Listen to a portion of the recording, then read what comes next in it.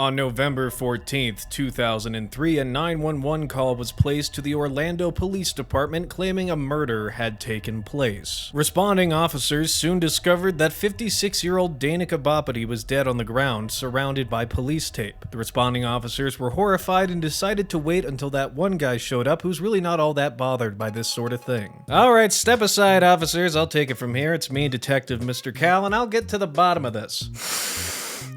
Okay, this woman has been dead for a while. Heroin is my best guess. But wait a tick. There's something under her. It's a movie poster for A Few Good Ghosts by Disney.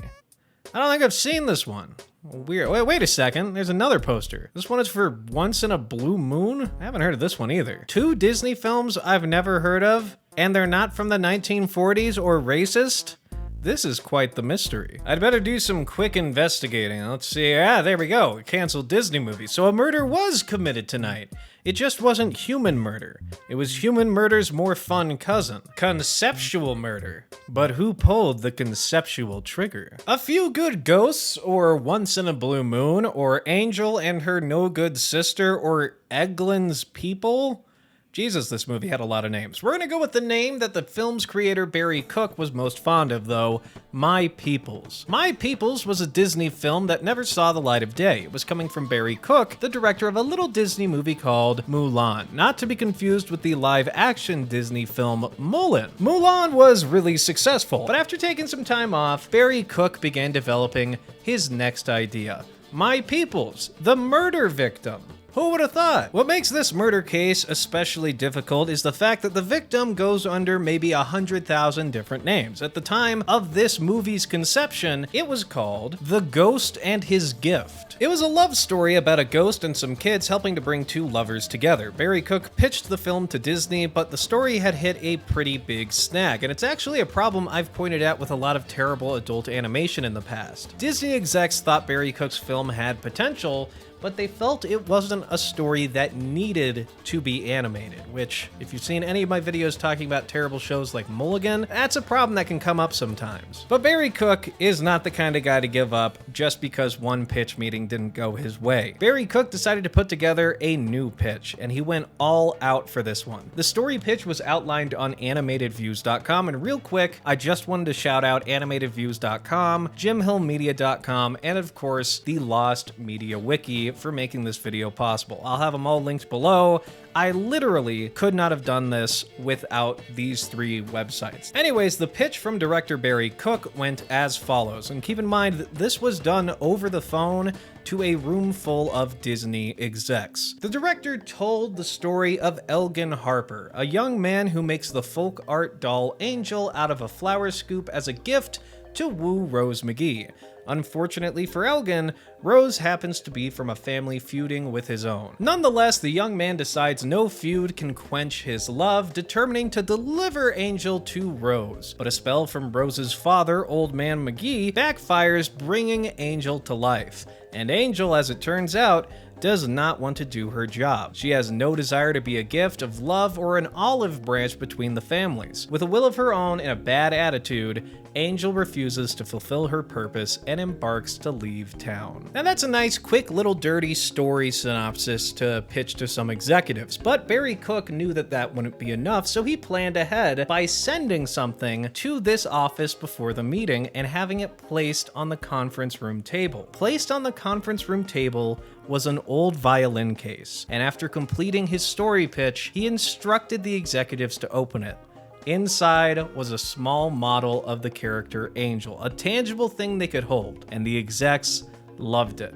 Now, I've gone through a lot of pitches for different shows and movies that never saw the light of day, and this one is up there as one of the best I've ever seen. This pitch is just a tiny, tiny example of the passion Barry Cook put into this project. This movie was just as much about Barry Cook himself as it was about anything else. My Peoples was going to feature an all-bluegrass soundtrack, which was one of Cook's favorite genres of music. It was going to take place in Appalachia, Texas, a fictional setting that was made to emulate Cook's birthplace of Nashville, Tennessee, and the South. My Peoples was Barry Cook's American bluegrass fairy tale, and I'd be lying if I said I didn't want to see how this movie turned out. There was going to be be a large cast of characters made up mostly by creative folk art, and I mean, just look at these designs. Look at the colors. It's downright beautiful. I fucking love this idea so much. I love this concept art. Maybe it's because I was born in Texas. Maybe it's because I love things that are undoubtedly handcrafted and one of a kind like these characters. Or maybe it's just because I can see the passion that went into this idea, and I'd be surprised if you couldn't as well. All I know for sure is I just like looking at these characters and this world, and it's a real shame it got canceled.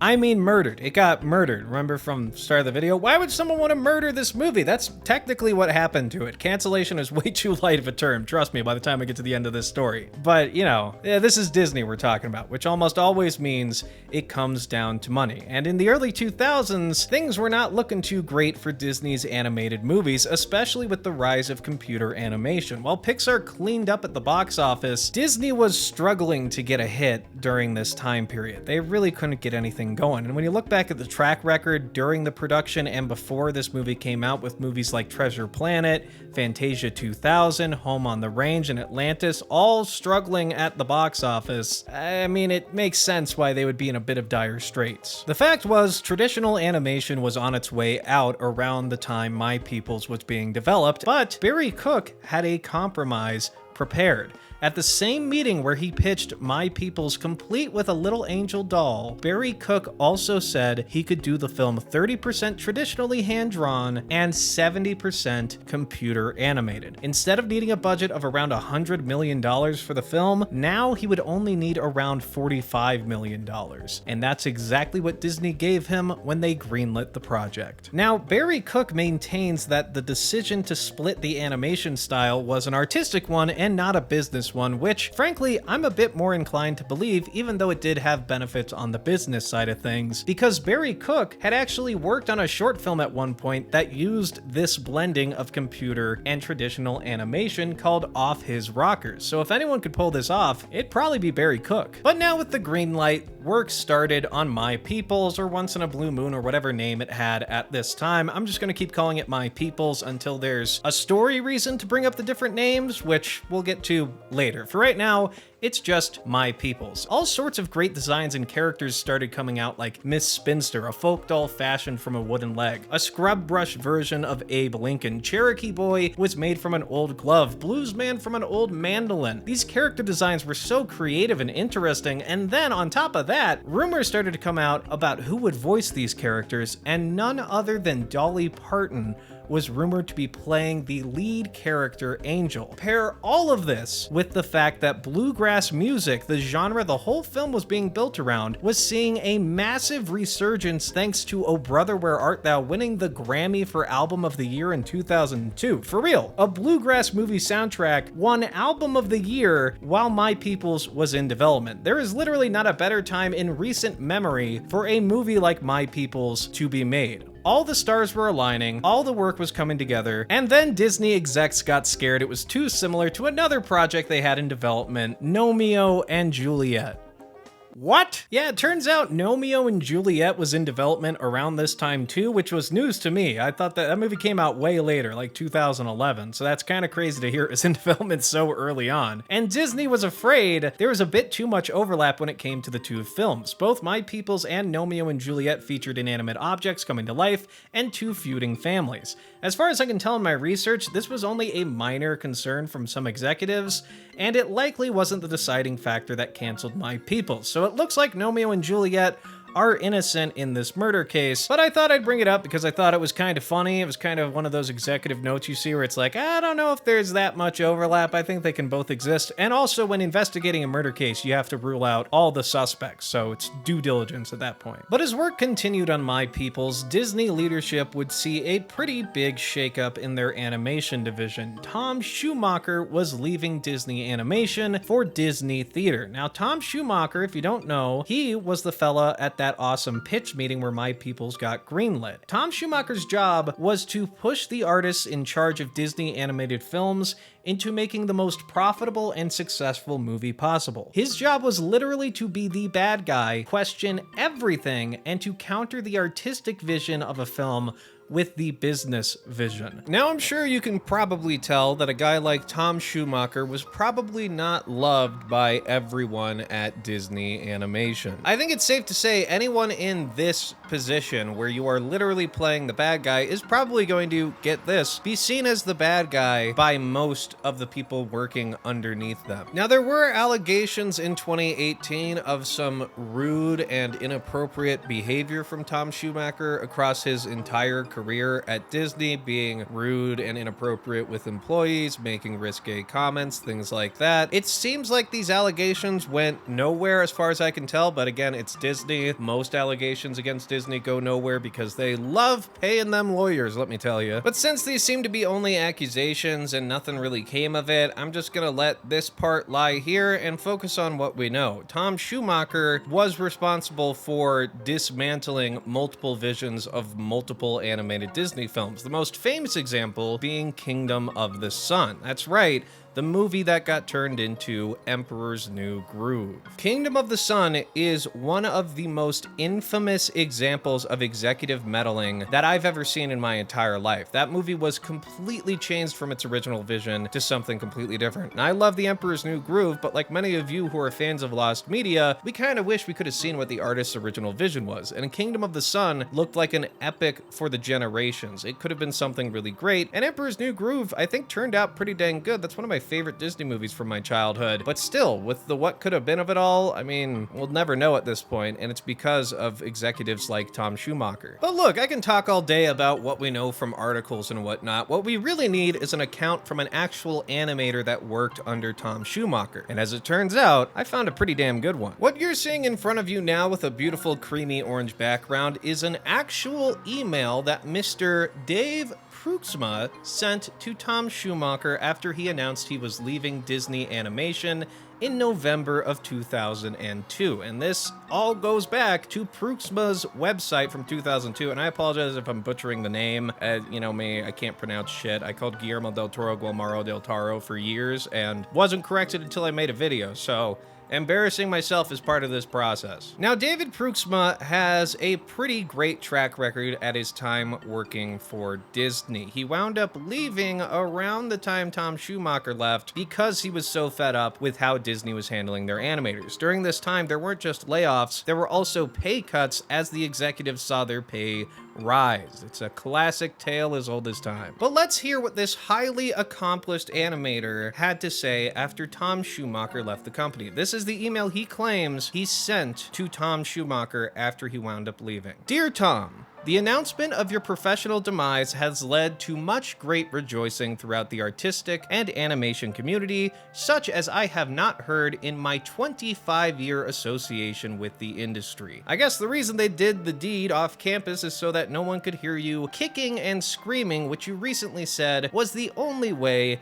they would get you out of there. Of course, there is no doubt that your brand of corporate cancer has already metastasized and is in the corporate lymph nodes at Disney and throughout the animation industry, but still, the major tumor has been extricated from the body, and in time, there may actually be some healing. So, good riddance to bad rubbish and thanks for nothing. Your mark on the history of animation is little more than a skid mark on the jockey shorts of a proud and illustrious art form. Your most famous artistic contributions being the wildly despised and eventually unproduced Wildlife, the mostly forgotten Rescuers Down Under despite the hard work of good directors and a crack animation staff, and that hilarious quote from Wiggins's in Pocahontas. Gift baskets? Carry that with pride, Mr. Schumacher. There is finally some justice in the universe. Yours most sincerely, Dave Pruxma. God damn, you can cook a 4-course meal on that fucking roast. That was insanity and really, really, really mean. It's almost like he didn't like Tom Schumacher all that much. Who would have guessed? And the line he's referring to from Pocahontas is this one. Do you think we'll meet some savages? If we do, we shall be sure to give them a proper English greeting. Oh, gift baskets. Apparently that was contributed by Tom Schumacher, which I never knew, and I never really watched Pocahontas that much as a kid, so it kind of went over my head when first reading through this in my research, but good God, what a roast. But here's the thing, whether you like Tom Schumacher or not, the fact is, you want the villain that at least kind of likes what you're working on, right? Barry Cook maintains that Tom Schumacher was pretty supportive of My Peoples despite the constant criticism. It's a really tricky situation balancing the business side of things with the creative side of things. That's the whole crux of this entertainment industry, the fact that we have to make money with stuff that shouldn't matter if it makes money or not because it's artistic expression. It's a conundrum. The fact is, Tom Schumacher seemed like he was pretty sold on the idea of My Peoples. But now, Tom was gone, and taking his place was David Stainton. Now, I couldn't find a lot of information about David Stainton, but from what I could gather, he seems like your standard ladder climbing executive. In an article from The Hollywood Reporter, it said that he handled Disney's transition to fully digital animation production, which is a big ol' uh-oh in this case. You see, around this time, Disney had decided that computer animation was the future under the leadership of Michael Eisner and David Stainton, but they still had some traditionally animated projects in the works they had to deal with. Now, if you're Disney and you're moving towards computer animation and have a bunch of traditionally animated movies, you're probably just going to treat them like poison and get rid of them as quickly as possible so you can move on to what you're actually moving to do as a company. And that's basically what they did. They dumped out Brother Bear 5 months before its release date. They pushed Home on the Range out to the masses, which I still stand by is a travesty of a movie. Disney just didn't care at this point. They were moving on. But what does this all mean for My Peoples? Well, it actually meant a lot of things. Like, a lot of things. I'm talking name changes, story changes, retoolings, layoffs. Executive notes had gotten to the point where animators were changing the settings on scenes on a whim. An executive would be like, hey, I think this should be set in a different building. No, I think it should be set outside after the work had already been done on the initial pitch. It's just a terrible way to work. And at one point, the name of My Peoples was changed to Angel and Her No Good Sister per the request of Stainton because he thought it suggested instant conflict. Now, I could not find this statement anywhere except for the Animated Views interview with Barry Cook, which I must say again was instrumental in being able to put this video together. There's not a ton of information on Lost Media out there, so when you can find it, you gotta dive deep into it, and this interview from Animated Views is tremendous. Again, linked below, you should absolutely check out the full breakdown and the full story and the full interview on top of that. It's just fantastic. But in all my cross-referencing, I couldn't find this statement anywhere else. But it does sound like something a brain-dead executive would say when they just want to change something for the sake of changing something. Now, it was clear at this point that the new leadership and the new mentality over at Disney didn't want anything to do with My Peoples, despite the fact that it was still in active development. And it was also now titled A Few Good Ghosts and featured ghosts inhabiting the folk dolls to give them life. Barry Cook didn't love the direction the movie was going in, but he was nothing short of the best team player he could have been, and he worked tirelessly to get this movie working even when it wasn't fitting to his original vision. A Few Good Ghosts was essentially the executive version of My Peoples, and upon showing the first act to Michael Eisner and the Disney executives, it was actually really well received. What the fuck? They liked it? Then why did they cancel it? What the fuck is going on here? I'm serious. We made it this far to the point where Michael Eisner actually likes the new version of My Peoples. We've made it through the layoffs. We've made it through the dumping out of Brother Bear and all this stuff. We've gotten over all those points, and now they like it. They like the movie. They were shown the first act of the movie, a rough cut of it, and enjoyed it. So what if it's called A Few Good Ghosts now? If the executives like it, why not give it a full release? Oh, that's right. This is a murder case. I forgot. It doesn't follow reason or logic all that well. It's just murder. They murdered it, which I guess means it's time for us to get into who actually murdered this movie. Now, you all thought I was just recounting this story the whole time, which is true, but behind the scenes, I had a team of the best detectives free pizza can buy look at all the evidence, and they came back with a profile of the murderer. The murderer was approximately 2 feet tall with glasses, white, with a sharp, off-putting face. The voice of the murderer was shrill, whiny, and just a little bit like that of a Muppet. I had an artist draw what the perpetrator looked like, and believe me, I paid a pretty penny for this picture. This is My Peoples' murderer.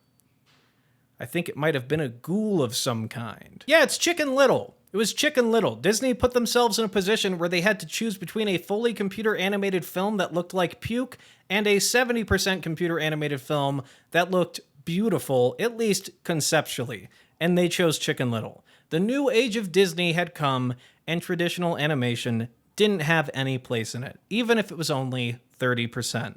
So Chicken Little took a big old pipe and just started wailing away at My Peoples until it was just a puddle on the ground. My Peoples didn't fit in with Disney's new vision, and thanks to budgetary restraints, Disney was forced to choose between a movie that fit with their future and one that didn't, and they chose accordingly. While there were some infamous bombs at the box office when it came to hand-drawn animation, there were also plenty of examples in the early 2000s of traditional animation doing just fine. Whether you're looking at Lilo and Stitch, which was a surprise hit for Disney, or even Brother Bear, which wound up making a decent amount of money, even after being pseudo-sabotaged by Disney by moving up their release date by 5 months and having them release it on a Saturday of all days. But look, given all this information, given all the concept art, all the clips, and all the stuff we've gone over in this video so far and that you've been seeing on screen, I think that this movie could have worked conceptually. However, there is one thing that still bugs me about My Peoples that I think could have hurt it in the long run, and that's the mixture of computer animation and traditional animation. In what we've seen that's been released to the public, which is barely anything, mind you, it doesn't look very good. In fact, I'd go so far as to say it looks pretty bad. They don't mix together all that well. Now, to be fair, they could have figured it out later down the line. They could have found a way to blend it perfectly, and we just didn't get to see that. But that's my one big hang-up, my devil's advocate moment. Other than that, I feel like all of this could have worked, and I would have really loved this movie as a kid, and as an adult, I probably would have liked it even more. But then again, Chicken Little really doesn't look all that great today, and story-wise, that movie is pretty forgettable. Even if they were on par visually, I feel like the story behind My Peoples had way more heart and reality in it than something like Chicken Little, which feels like a weird fever dream. But in all fairness to Chicken Little, that movie was originally pitched as a little girl chicken at a summer camp who gets attacked by wolves, I think is what it was. I mean, I didn't research it too deep for this video because maybe that's another video down the line that I'll dive into, and there was a lot to go into for this one. But neither of these movies reflect their creators' original vision for them. They were warped horribly by Disney, and only one of them saw a release, and it turned out pretty mediocre and forgettable. But who knows? Maybe the original version of Chicken Little would have been a travesty that collapsed all of Disney. Maybe My Peoples would have lost them so much money that it would have collapsed the company. Who knows? Probably not, but who knows? But look, all we know for sure after diving deep into the world of My Peoples is that Barry Cook cared deeply about this world and about this setting. And even though he was working on this sporadically with constant changes, compromising his vision constantly, he never once stopped. He kept going until they made him stop. Even despite all the changes, all the notes, he believed that this was a movie that could work, and he never let executive meddling stop him. It's an exhausting process to make a movie, and an even more exhausting one in most cases to make an animated movie, especially when it's hand-drawn animation. So to see a guy like Barry Cook lead his team constantly with this project, with all the adversities, is just great to see on one hand, and also devastating on the other hand, because the film never saw the light of day, despite all the great work that went into it. And look, I wanted to joke around a lot more in this video, but the deeper I went into this story, the sadder I became. My Peoples really was a big miss for Disney, and I hope through some miracle Barry Cook gets the chance to make this film a reality for Disney, or anyone for that matter. My Peoples is a very special piece of lost media that reminds us of the brutal process artists have to go through to make a film. Barry Cook, like many artists, was suffering for his art just for the chance to get it made, and the fact is, he was doing this long before My Peoples, even on a successful project like Mulan. Barry Cook was feeling incredibly burned out